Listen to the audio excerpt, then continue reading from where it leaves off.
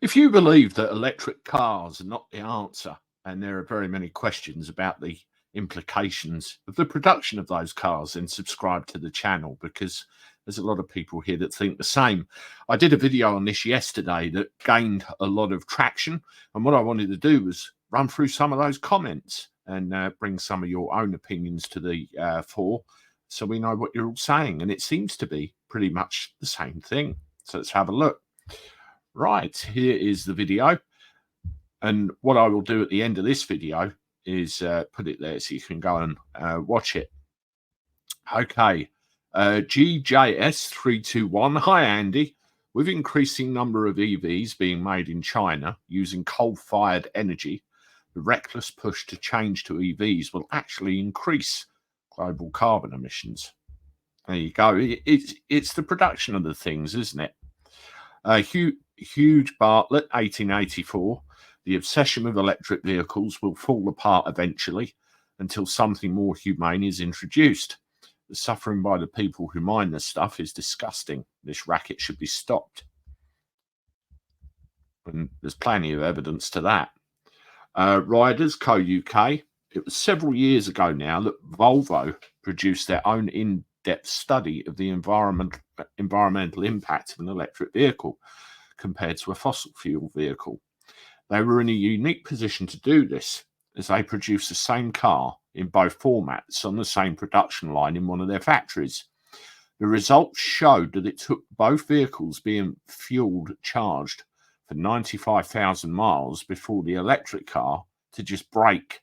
Even with the fossil fuel car, my mind then jumped to, well, how many people who can afford an electric car can keep it for 95,000 miles before buying a new one?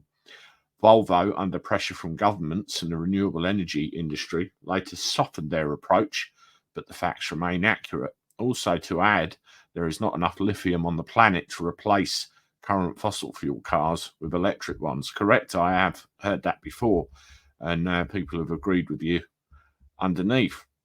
Penny. Plus, when they go up in flames, they're very difficult to extinguish, as they can easily reignite due to extremely high temperature, even when you can't see them in flames. I spoke to a breakdown recovery guy once, and he said they actually have to submerge the things in water. Howard, we all know how unfriendly these batteries are, but everyone seems to be ignoring the facts. Is that live allowed? 9894. Box ticking is always expensive, mainly because someone somewhere is making a ton of money out of it. Yes, money makes the world go round, doesn't it? I used to work in the marine environment where we used lithium batteries actually at sea. They were stored in a steel container in a separate outbuilding. The management were terrified of them. Eventually, we switched to multiple deep discharge sealed lead acid batteries, which worked very well. OPAC lithium batteries are used in many items, not just electric cars, phones, laptops, tablets, etc. And even more annoyingly, those disposable devices designed supposedly to help people give up smoking. Almost all of these items end up in landfill. So it's not just electric cars that are guilty. It would be interesting to do a study to see where all the lithium goes. Yeah, it would be actually. And somebody pointed out in another comment, which I saw on another part, they actually said, well, why are you so against electric cars when lithium's in things like these and the laptops and everything else? But the very difference is there wasn't a major push to try and force us all down that route that there is with these. I think that's one of the big problems. Anyway, back to the comments. This one, looking at those figures, you can see why they wanted to stamp out private motorized vehicle ownership, period. If private vehicle ownership is to continue, we'll all be driving some modern version of Flintstone's conveyance.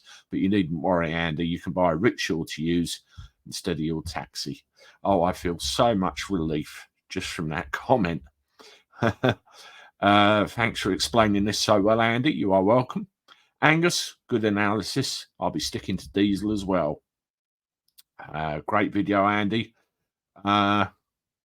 John Wynne Davis, don't know why it's targeting Tesla. All electric vehicles create the same carnage. Yeah, when I Googled it, John, there was a fair bit of information about different batteries and different levels of materials as well.